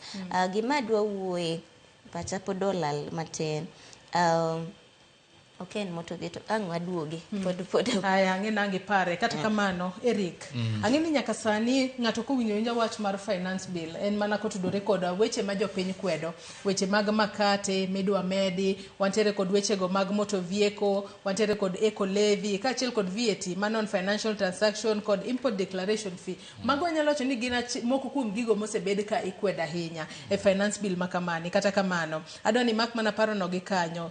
Finance bill ang'eno ok onyal bedo ni en mana gi rach kende ber to gin mage ma jopiny bende onego bed ni winjo kata kamano mak na paro no gi kanyo adwa no dhi achiel kachiel nyaka jafwambo marwa Walter Nyambaga. Oyawre Walter Nyambaga inyalo nyiso no kinyi ma kawuono itudori kodwa ka intiere kanye to chal mar lwasi chalo nade inyanya to gi sani wang'e ni nitiere grube mopogore opogore machano mar bago ng'anyo mamuol ka gichomo e nyim od bura kama ibiro bed ka itwake ewi paro mar chik mar omenda mar higa mar 2024. Nyambaga. Onge ko manyalo bede kopogore kod od bura nikech en gima ng'ith kendo ni kara ahinya ka yudore od bura kamar koni kaka chal nyaka chop sechegi are okinyi nyaka chop sechegi endi gima dhiyo nyime en ni alwora mar od bura mano the National Assembly oluor kod moko kuom obila kanyakla kod kidieny mag jolweny mopogore opogore. kata kidieny mar obila opogore opogore. Yiena mona tangni ni bathe kae nitiere achiel kuom iluongo ni AFC SWAT, rang'iny ma bende kata kidieny no mar obila man kod arita mopogore opogore, mana kaka japicha na biro siemo ni kaendi. Gisebedo ka gintiere ka kuom thuolo malach kendo ginyiso kit arita ma ok ne oganda jabedo ga kaneno pile ka pile e kinde ma chenro mag od bura dhi nyime ahinya to pacho kaendi. Mak mana ni kawuono pogruok nitiere malach kaluwore kod kaka arita kwe osebedo koriti odire alwora mar od bura. Kopogore kod mano en ni ka ne wachopo ka i seche mag onyango to neno ka alwora mar od bura mokelo kanyakla mano mar seneto kod mano mar od bura mamalo ne nitiere kod kaka itimo nonro malach ne kata madonjo kendo igoye kogno mowinjore ka oyudo ka koro ne chiw ne thuolo makende ne jogo madonjo ma ne kod chenro madonjo od bura kuong rang gi malong'o. Kopogore kod mano en ni igeno ni moko kuom jogo ma osebedo ka ng'uro chenro mag paro mar chik mar omenda mar 2024 migeno ni biro chwale od bura odiochieng'no kawuono nyalo chwalo ng'anyo margi ma miyo ikruok machal kod ma obedo mongirore motelo kane godo thuolo mar bilo wach kod komanda mar obila ma Nairobi Edison Bungei oluwo ni arita kata mana chenro duto kaka igeno ni dhi nyime e dier boma mano ma Nairobi ok bibedo kod ng'ikruok kata matin. Nyaka chop seche giendi pok waneno jogo mang'anyo manyalo biro chopo kaendi kata kani kod gimilo magiting'o obok kanyakla kod chenro mopogore opogore. Mak mana ni chenro duto dhi mbele kendo jogo ma seche moko tiyo kod apaya ni mar Parliament Road osebedo ka dhi nyime e yono makare. Mak mana ni nyaka chop seche gi onge jong'anyo mosebedo ka chopo kaendi kendo gimoro amora ni kare. Igeno ni kochopo seche mag 8 to nitiere kaka kamiti manyocha osebedo ka rango kendo goyo kogno kendo ka pa jopiny biro chwalo report mar paro mar chik kendo jood bura biro thuolo mar goyo mbaka mongirore. Mak mana ni nitiere moko kuom maling'ling moko ma waseyudo gi itwa mar fwambo kod wenge ni nitiere paro moko mantiere fuoni mar paro mar chik mamit kakir oko kendo thul oko. Mak mana ni mani biro yangore kinde ma report makendo kod mani obiro chopi od bura. Motelo ni maendi nitiere kaka kweth mag jo od bura mantie duond bura mar UDA osebedo kod romo makende kod jatend piny William Ruto e ka jot mare mano mar State House kendo bilo wach kodgi kanyaka tok mano koka biro thuolo mar chopo kaendi. Bing'eyo ni kata mana riwruokno mar Azimio la Umoja One Kenya Alliance osebedo ka sundo moko kuom jo od bura ma margi owuon mondo bi onyud oko paro mar chikno kibiro some od bura odiochieng' ma kawuono kendo en odiochieng' ma iye ridore kendo tek mokalo kendo ka jopiny osebedo ka sundo jogo mane giyiero mondo obed kaka jogo ma ochung' negi e od bura kaendi mondo othich oko kata sir paro mar chik kaluwore ni osuru osebedo ka ijugo kuom jopiny to bedo osuru no ma sirikal owuon wacho ni yono ma ginyalo yudo godo omenda mar tayo chenro mopogore opogore. Koro mane kaka odiochieng' chalo nyaka chop seche giendi arita bed koridore malich mokalo alwora mar od bura rangach kuonde midonjogo to kod kaka chal mare. Mak mana ka in kod penjo. Kanyambaga ka intiere oko mar od bura mamalo ma pacho kae kata kamano med mana bedo kuro obo bedo kwa tudre kodi kinde ka kinde mar mondo mi imenywa chala mar wach kaka weche dhi nyime. Ang'eni bang' mano in bende ibo bedo ka ichopo i od bura kanyo mar mondo mi lunwa twak makamano achiel kachiel odiochieng' ma kawuono. Nyakora Muge Jwang' mana kaka wang'isi ni odiochieng' ma kawuono jofwambo magwa obeda kicha e od bura kaachiel kod kuonde mopogore opogore ahinya nyato kuonde mane grube ma kedo ne ratiro mag oganda nowacho ni gibiro bedo ka gichokore ka gichako wuoth ka gidhi e od bura ma pacho kae. Kata kamano nyaka sani e nyim od bura arita oseket mamalo ahinya mar yango ni kata jogo mang'anye kinde ma gichopo kuro seche moko ok gibi yudo thuolo mar donjo e od bura mar mondo mi gibeda kata gichwala mano ywak margi. Wabo bedo kwa tudre gi Walter Nyambaga kod jofwambo magwa mar mondo mi gilernwa gigo madhi mbele e kaunti ma Nairobi ka odiochieng' ma kawuono. Adwa ni wadhi mbele kod twak marwa kapok ne wadhir Nyambaga Erika anyisi mar mondo mi lernwa ne finance bill mar 2024 nyaka sani koro nitiere mana weche mosebed kikwedo weche mag makate mawinjo usuru mar 2.5% ma idwa medi mago mag weg nyamburko. Kata kamano gin weche mage ma jopiny okia ma seche moko biro bedo ka kelo ber kata kapono kale e nyim od bura odiochieng' ma kawuono. Erokamano Joisa, mano penjo maber kabisa ma adwaro ne jopiny ochike itgi.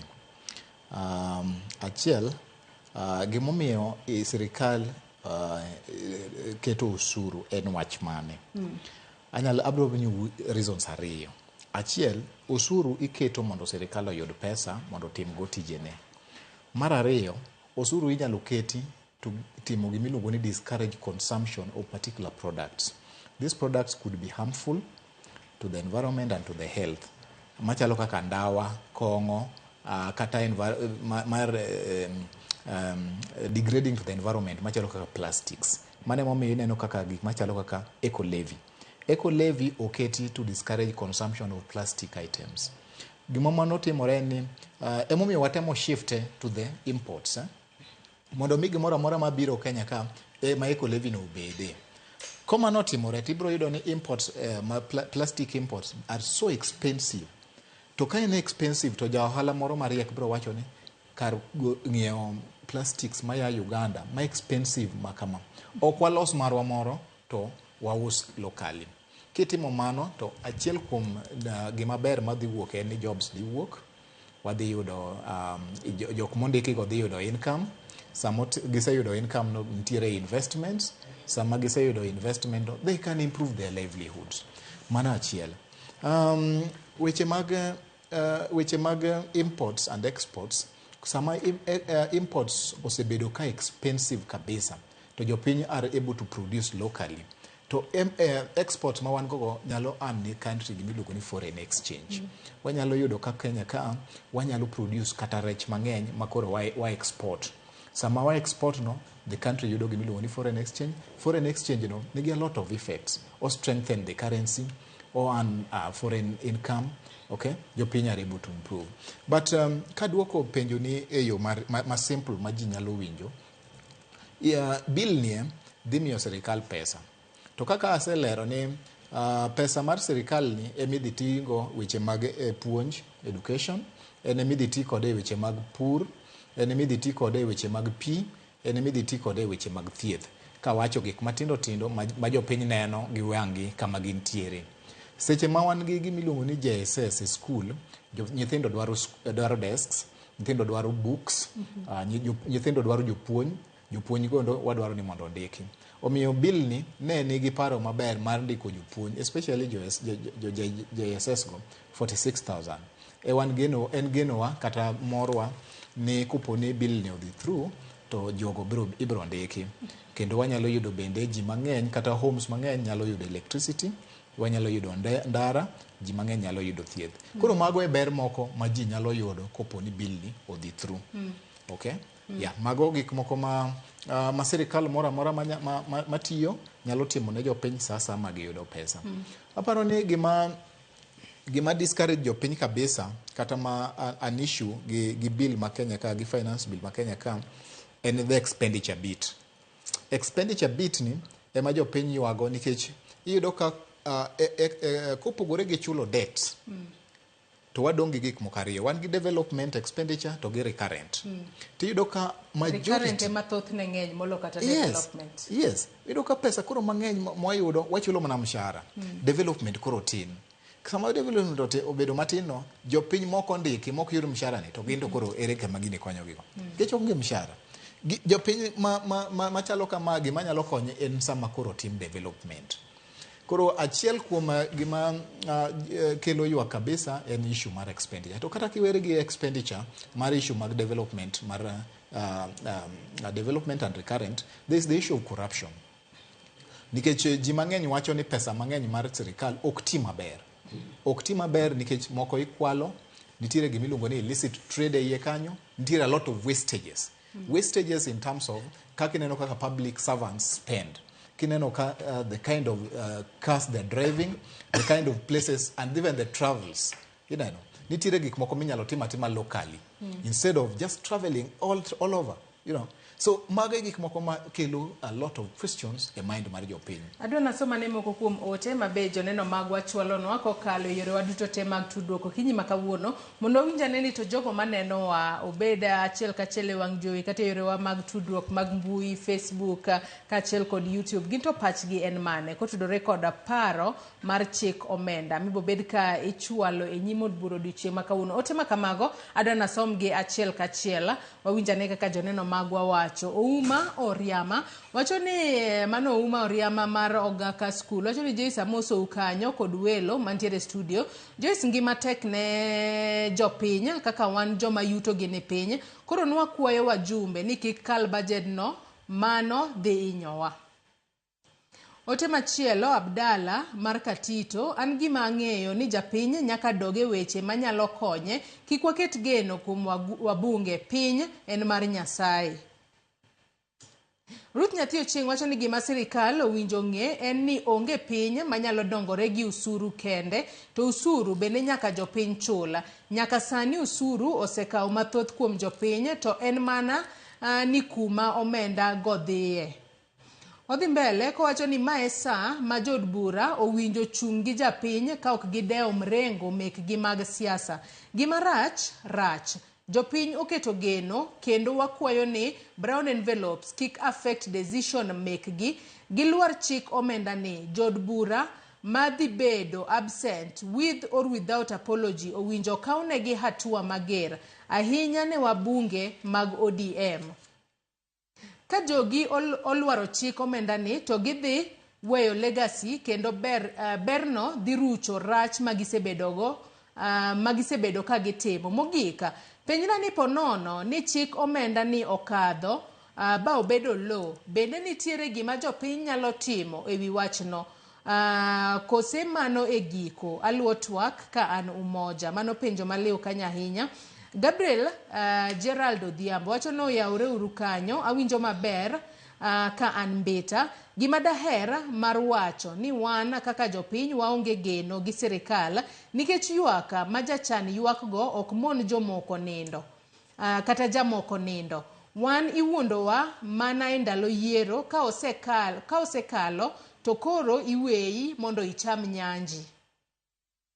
Injinia Lazaro Kanyambok bende wacho ni piny irito kod akili ok kifua kaponi gope mane sirikal oholo chon excuse mar Ruto regime kelo punitive taxes then karakata en incompetent. Dakilos rach kod create rach machielo. Odhi mbele kowacho ni mae saa monego Ruto wene recognize technocrats time to scrutinize what's in the budget kendo gi harmonize kod ywak mar raia kaito gi come up with amicable solutions. MP mabiro bukore ni chiemo e sirikal mitne moloyo dwach bosses mage mane omondo ka yiere. Odhi mbele kowacho ni dhi chalo ng'amo amua kao early retirement benefit raia sani okofuo kachon. Mano paro maleo mar Injinia Lazaro Kanyambok mar Kariobangi Jamaguye Kanyada East. Mago paro mopogore ma joneno magwa medo chwalo kokale yore waduto te mag tudruok. Brenda nitiere janeno moro mano Ruth Nyathi Ochieng openjo penjo maliwa ahinya kanyo. Openjo ni kaponono ni chik omenda no kadhi bo bedo low bende nitiere gima japiny nyalo timo ewi wachno kose mano en giko odiochieng' ma kawuono ema koro wabobedo kwang'eyo ka od buro kale. Kose kale ba jatend piny Kenya okete koke bobedo chike pachoka. Bende nitiere gima inyalo tim kose mane giko ne koro. Chik ni ka okadhe kaka entie ni moko kao pach jopiny. Jopiny pod nigi rikos mar dhi e court to gidhi keto pen chike ma giwacho ni magi ma okwadwa magi hinyo japiny in 1 2 3 to koro wawe e wach doho. Lakini sie ok ni waonge trust gi courts nikech ka gini koro odhire e nyim doho kacha to ok odhi bedo mayot ahinya nikech time modhi kao mokwongo. Nikech king'iyo finance bill gimomiyo nyaka time sani en ni by 1st of July 2024 mano ka financial year loko ni nigo bed ne ngima nitie ma osechak ti godo to ka okadhe gi sani kaka entie no moko tim lokruok moramora duration mane ma wan go ma wabodhi go e court ma wach ni winj because the best ma court nyatimo en ni ka kotere to court bo put a hold on it bo chiwo injunction kata bo put a stop to implementation mare manyaka chieng winj manyaka court winj both sides ma mondo ochiw duoko ni koro finance bill ni to koro endelee kaka entie kata duoko e drawing board. But before that happens, the danger en ni crisis moro dwa bedo ka un gi budget, Finance Act monego bed ni nitie place mamiyo budget ni tiyo, bobedo noseketo na hold gi court.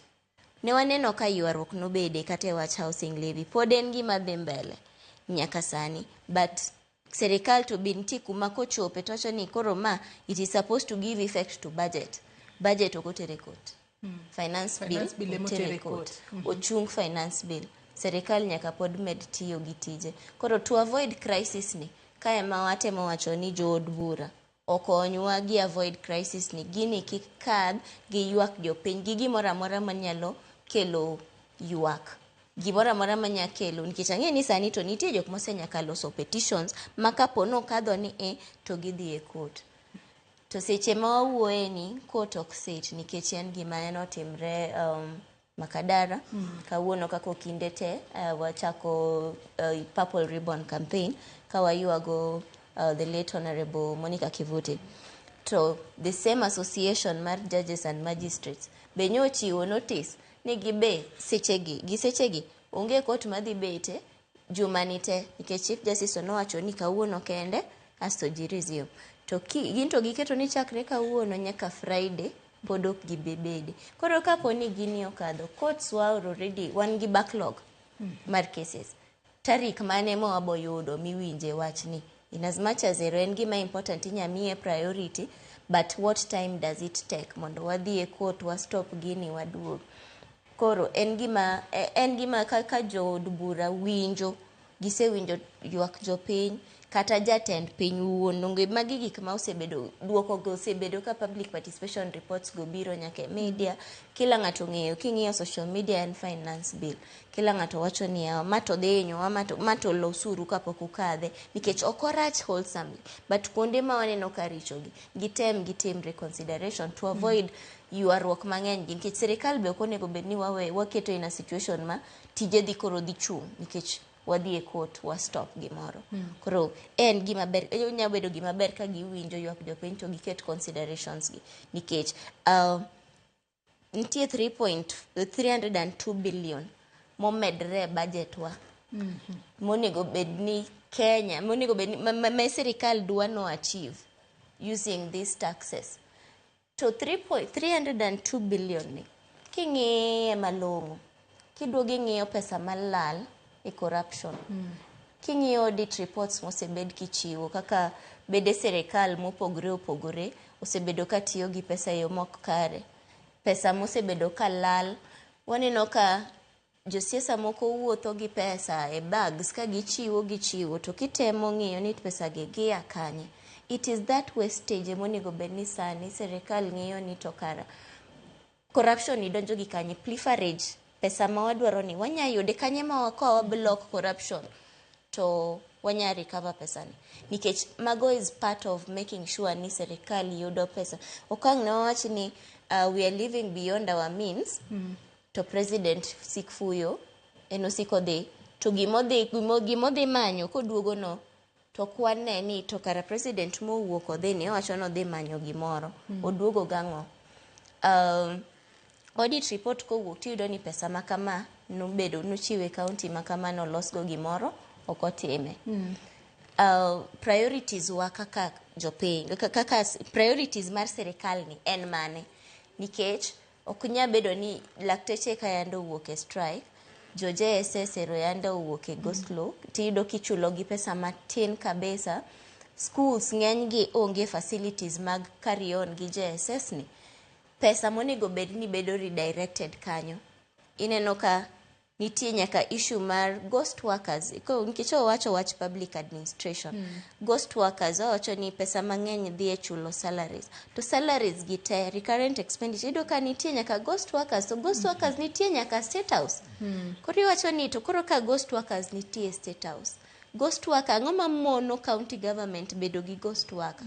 Koro onego bed ni wakao audit reports wagi seriously mondo wang'i ni wach corruption ni wadwa block e kanye, nikech kanyo wanya yude kata half mar pesa ma wamanyo ni. To mondo wa consider ni japiny cha ywak ni kanye gi kanye ahinya to watem wambekne matin to wablock corruption nikech corruption is taking a huge part of our budget as a country.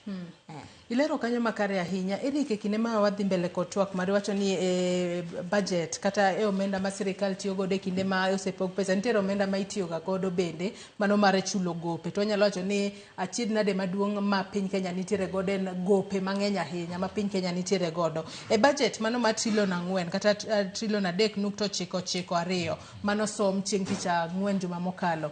Budget makamano to kosechok trilion 3.3 monego bed ni choko kaka osuru nitiere omenda moko ma bende podi piny Kenya bro bedo ni manyo kaka hola mar mondo mi wapong godo wi budget no.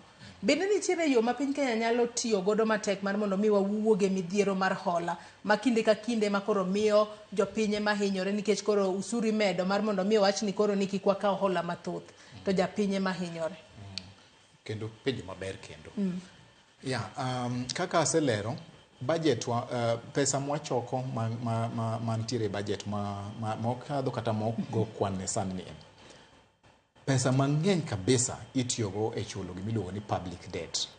Public debt tiende ni gope ma sirikal oolo locally kata oolo internationally.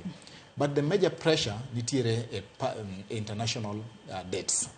Nikech international debt nigi very stringent conditions. Nyaka chulgi within the timelines and gin interests. Koro chuno ni nyaka chulgi to samose chulgi cha pesa modong tin. Chik dwaro ni National Tax Policy Paper and the Medium Term Revenue Strategy dwaro ni we reduce as much as we can the percentage mar public debt to the GDP. Nikech currently it stands at 64. 64%, imagine. 64% of what we pay to the public debt actually represents 64% of our GDP. Mano is just too unsustainable. Nikech our priority should be how do we balance between the development agendas and the economic development. Mage mondo watim maber nyaka wang'e ni to pesa dhi wuok kanye. To ka pesa ni wachokete to wachulete wadong' nono. Koro dwatim ang'o mondo mi gigi rum. Ahero kabisa, there's currently a program the government is implementing to try to do away with the public debt. Gitamo chule, okay? This is a good initiative.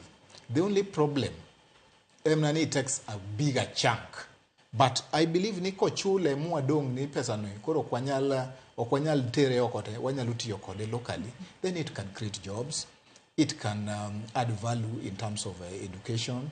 It can create more resources to farmers. Okay? Wanyalu tiyo kode locally to develop our economy. Mamano is the intention. Aye kodi kiwacho ne public debt ni kao pesa mang'eny owinjo watime gimoro. Gimoro kendo ma sirikal owinjo bed ni timo ma bende gisebedo ka gitimo locally. Gidwaro ni giol locally. Gitake local loans. Instead of going outside to take foreign debts to finance the deficit. Owinjo bed ni gikawo local loans. Mamano to is a good initiative. Problem en mani kwase miyo gi local loan in terms of infrastructure bonds and all that. Then the interest mabiro instead of being a withholding which is final, then it becomes mak mano parono gi kanyo ng'isa ni koth biro e kaunti ma Mombasa to jafwambo mar e kaunti ma Mombasa Joja Oko nitiere standby. Oyawore Joja Oko ka nitiere kaunti ma Mombasa okinyi ma kawuono chiew nade inyalo mano bago no atwa kod jopiny e kaunti ma Mombasa gin bende wawinja ne pachgi kotudore kod paro mar chik omenda mar higa mar 2024 Oko. Erokamano ahinya mana kaka iwacho no waneno ka nyidho moro ni nitiere matin to waneno kod wachako gowa kaendi to antiere mana gi jomoko ma antiere e od bura manyali kaendi adwa mane gimiwa pachgi mapiyo piyo to chutho ni mara neno ka kodhni bende biro kaendi watwak ewi paro mar chik mar omenda mano finance bill 2024-2025 in pachi en mane an gi lunga medo tiyo nan wudo alego kogelo paporiang kuom finance bill ma di tim kawuono ni an adwaro wabunge mondo olware piny mondo kik oti nikech ok en bill maber en gi bill madhi kelo wa chandruok kikoni ok en bill maber ang'o miwacho ni ok en bill maber osuru kinyalo med bimedo nyaka pampas mag nyithindo jothurwa en osuru aina gani Sakayo olwa kod osuru masakasa aneno ni gini ok en gima ber nikech ka mkate omednwa nengo to mkate gima iyudo ka sani lunch norumo town gimiluongo ni lunch norumo e town lunch en norumo ni iluongo ni kaburi la sahau masani en mkate ne makinyiewo to kisekawo slice ariyo nyithindo kawo slice ariyo mani mibiro go nyakudhiambo ma gibiro to en bonga point samoro iyudo tong' achiel mikadhogo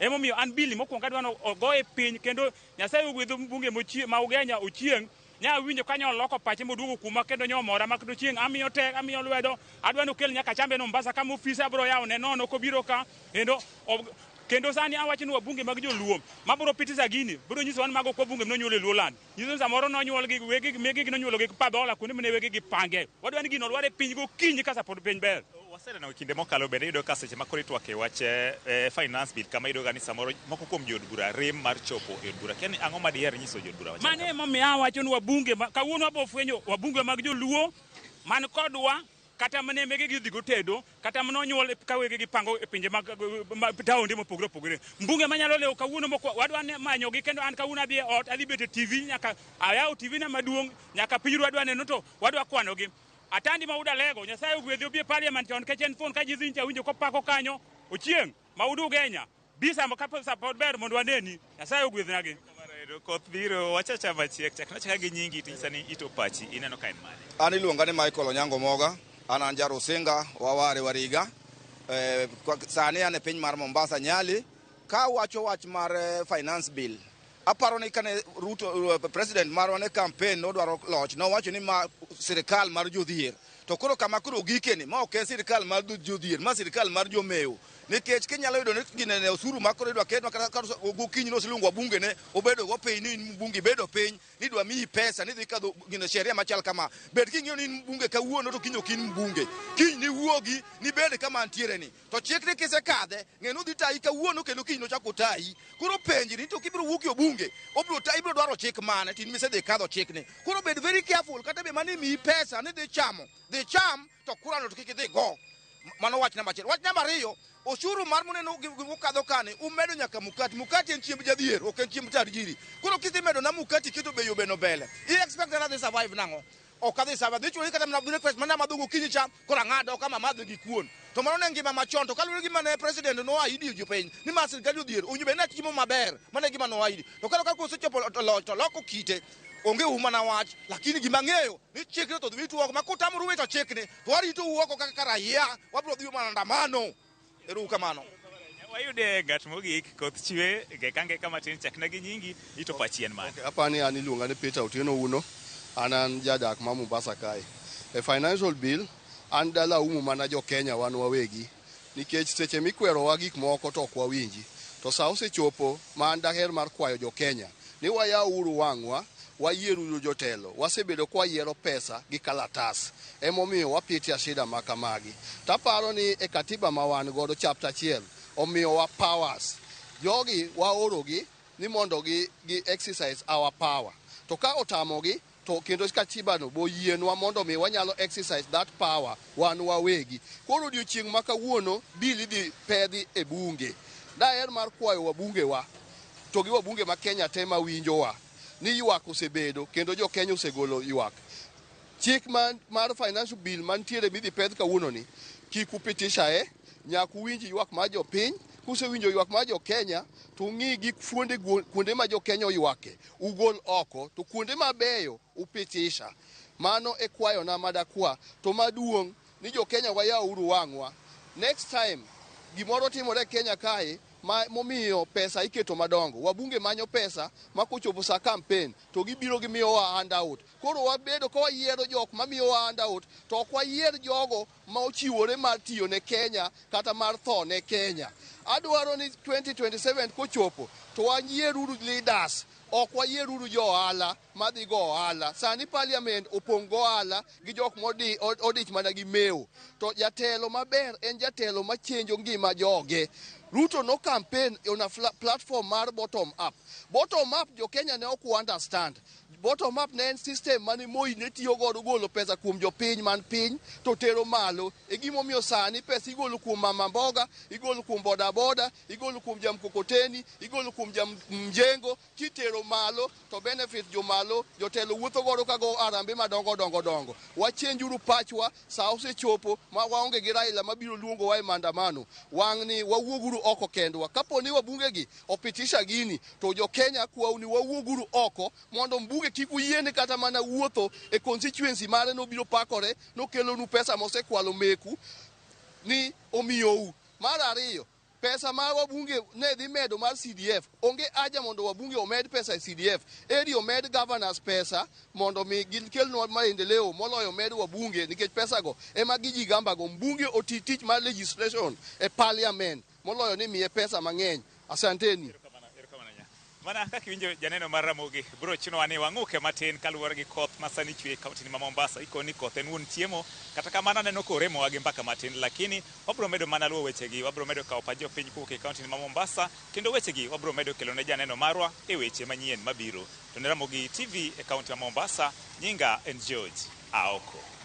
Erokamano ahinya George Aoko kowuok e kaunti ma Mombasa. Kata obedo ni koth oremo wagi mbaka kanyo, jopiny e kaunti ma Mombasa mogolo pachgi kanyo golo paro maliw ahinya, kendo nyaka sani waduto podi wang'iyo jod bura mar neno gino ma gibro bedo ka gitimo e kinde twak margi e od bura odiochieng' ma kawuono, e kinde mibo bed ka gitwak e tielo mar ariyo e wi paro mar chik mar omenda manotok kanosekawo pach jopiny e counties mopogore opogore. Nyakwara Ramogi Ojwang' bende adwa ni nane pichni mabiro ni achiel kachiel mano kowuoke oko mano mar od bura mamalo mapacho kae. Mana kaka wasetudre kod jafwambo marwa Walter Nyambaga, onyisowa ni chal mar arita orid kanyo odiochieng' ma kawuono, ka bende ji duto ma nyalo bedo ni dwaro donjo e od bura kanyo tigoyi piksin maneno ni iting'o ang'o kapok idonjo e od bura odiochieng' ma kawuono, ka bende koro giikore e kinde ma gibo bed ka ipedho report molos kod komiti mochung' ne wechego mag omenda ma yando telne kanyo kod jaod bura mamolo mano Kimani Kuria. Odiochieng' ma kawuono gibro bedo ka gipedho report margi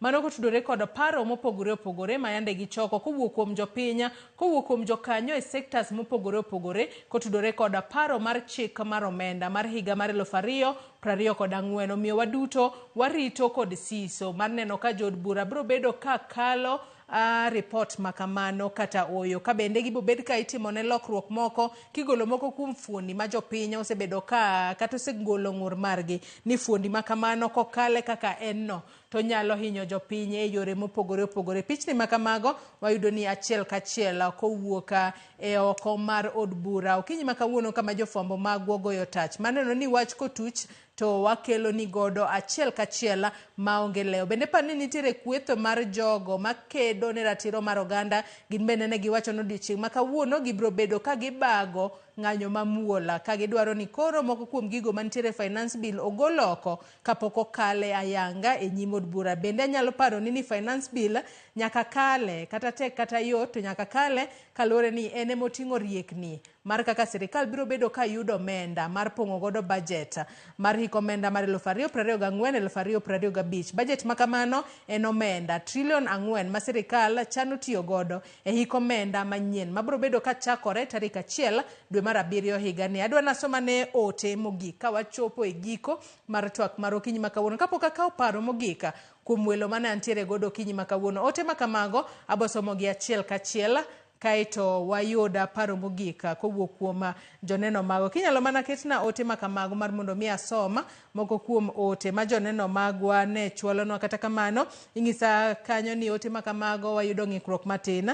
Jessica Johana wacho ni Ramogi TV Joyce daber ka wabunge olwaro chikno piny kaito gigol gino madipo ni wabunge neno ni ok ber gi jopiny ogol oko eka dhi bedo kata bidwoke ogone kura. Mago moko kuom ote ma joneno magwa chwalonwa bende kokale namba mar 36000. Ninyisa ni thuolo mar oserumo. Kapok ne wadhi Mombasa nitiere wach mane ang'adi Eric kaachiel kod wach ne mogik kachako kodi.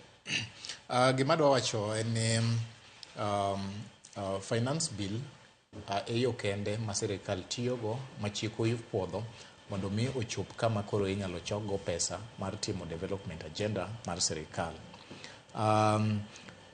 Yore mtiere mang'eny ma sirikal nyalo tiyogo mar keto ushuru instead of taxing the hen laying the golden egg. Koro kik waket maino ahinya e taxing jok ma already are being taxed. Instead, owinjo wa explore gimiluongo ni taxing expansion strategies. Bende sirikal owinjo deal gi wastages and corruption and illicit trade matemo kao pesa mawuok out of the national income. Otherwise, ayie gi paro ma jopiny ogolo, mae kaka wadwaro active participation mondo mi jopiny ogo kogno paro mora mora ma affect gi, to giyie ka chikno osekadho bende giyie mondo gichul osuru. To ntiere gik ma sirikal bende owinjo tigo machalo kaka technology, education, to gi expanding the economy mondo mi watigi wayud yore mang'eny miyudogo pesa. One of them madwa wacho mogik en yore mag trying to expand exports. Exports ma Kenya ka ni piny kabisa, to import a lot. They were very big strategies moko mwanyalo create go industries mondo mi industries go ogol nweng'o mang'eny mondo water oko mondo konywa deal gi issues mag foreign exchange and stabilizing the currencies. Otherwise, I wish jothurwa all the best, kendo I wish ni jowuod bura biro winjo ywakwa mondo gikadh chik lakini gigol gik maricho richo ma jopiny ywak. Erokamano ahinya Eric Odera. Brenda, wachni mogik ka watieko. Wachna mogik en ni jood bura gi jotendwa onego bed ni girangane ni wach public participation ni let it not be gimotim in vain. Kik obed ni en gima notimatima kamano. Public participation en gima ne waketo to ne wakete katiba marwa. Let them respect that too. The only way maginya respect mano en ni gikawe pach jopiny manyomigi e public participation no serious seche magidhi kalo chikni. O chikni ok en chik marach entirely, but ging'ini to kuonde marichogi let them reconsider nikech there is need for mondo wayud balance no. Because they let them compromise kumonego bed ni gi compromise giwinj ni to jopiny oywak ka ahinya ka wanya timo nang'o. To maduong' kabisa to sirikal otemo protect its public from corrupt officials. Girang ginene ni to kara pesa malal koni ni. Ka gitema pok watemo malong'o ahinya, but watema neni to ka watemo pesa ma wadwaro ni wanya yude kanyo. Mondo japiny kik hinyre zaidi nikech kama wachope ni to koro jopiny hinyre sana, to ka japiny omedo hinyre kamano to wabo neno ka insecurity chako donjo, chako medore ahinya. Already sani security ok ber ahinya, but ka okadh gini ma kila ng'ato koro yuto ne obedo affected, to obayudo ka insecurity bo medo maidho, kembe maboluro bo maluro ka, issues ma wan go mag unemployment e gwenge waka bo bedo mamedore. Koro gibede joma winjo. To ne jood bura te tiuru tiju mar representation ma ok joma mibede ni nionge od bura.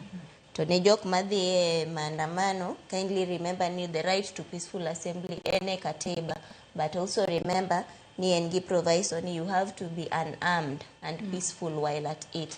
Koro let us all try to achieve balance.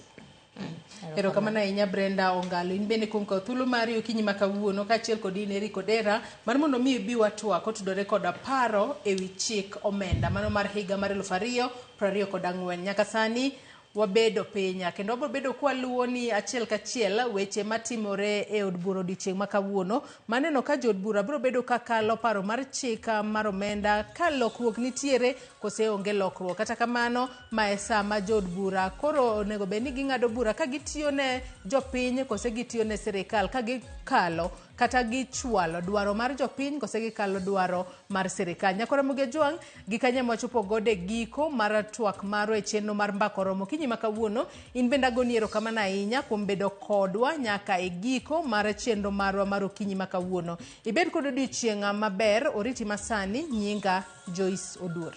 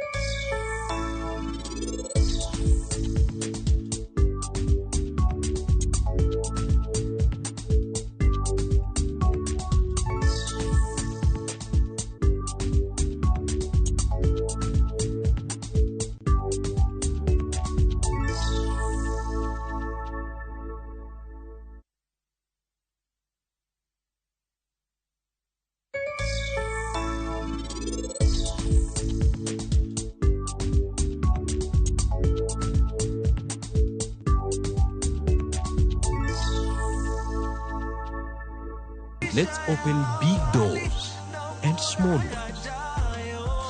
KCB ni yetu. KCB is mine. KCB ni yangu. KCB ni yetu. For people, for better.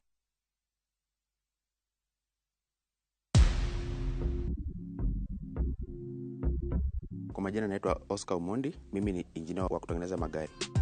Shabiki nilisikia katika redio na pia kwa mtandao kwa kijamii.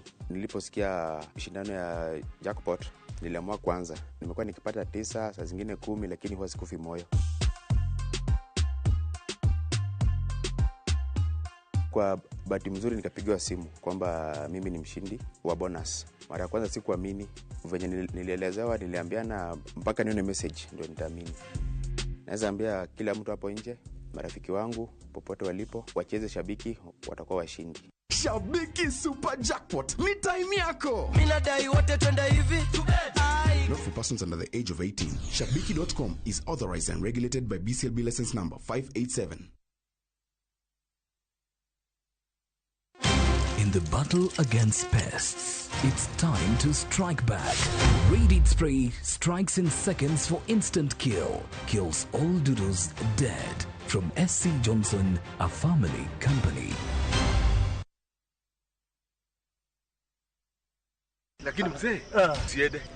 The wazee in kijijini have something up their sleeves. They both have tense family issues, from the demands of their wives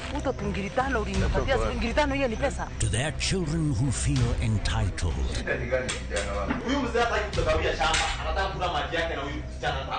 But unmarried Kamau has no place to counsel the married ones. Watch this exciting and hilarious series Kijijini only on Viusasa. Dial *487*1# or visit viusasa.com to renew your subscription.